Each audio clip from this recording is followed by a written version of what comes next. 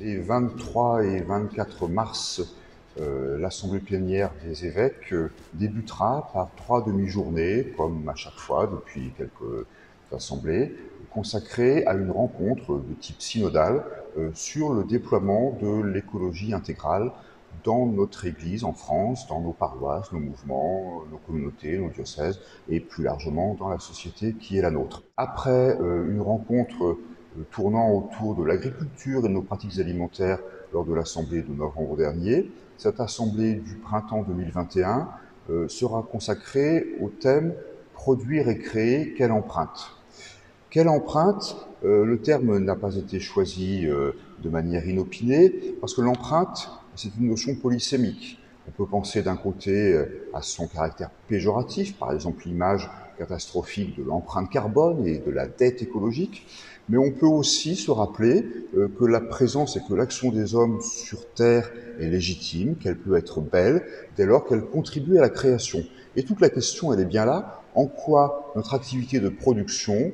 peut-elle contribuer à la dynamique de création ou au contraire lui être néfaste?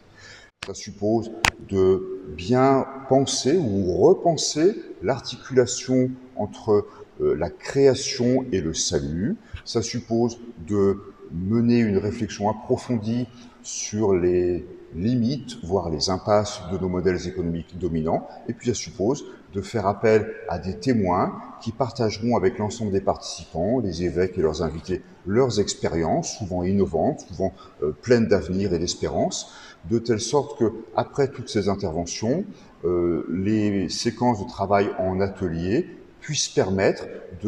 d'identifier des aspirations, des envies, des projets, des champs à explorer pour la vie des paroisses, des communautés ou des diocèses dans les mois et les années à venir. Donc 3 demi-journées qui alterneront des interventions de philosophes comme Paul Colrat, d'économistes, de financiers comme Bertrand Badré, et puis d'un certain nombre de chefs d'entreprise, de cadres, d'acteurs du monde économique, et puis des temps synodaux de réflexion d'atelier, ainsi que lors de la veillée, la soirée de mardi, la diffusion d'un film intitulé Les Pépites de Xavier de Lausanne,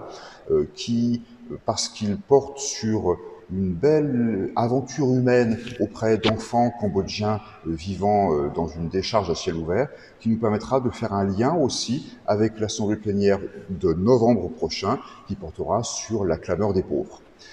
Donc 3 journées qui seront riches, qui seront denses, qui, j'en suis persuadé, seront belles, et que chacun et chacune pourra suivre en consultant le web magazine Tout est lié.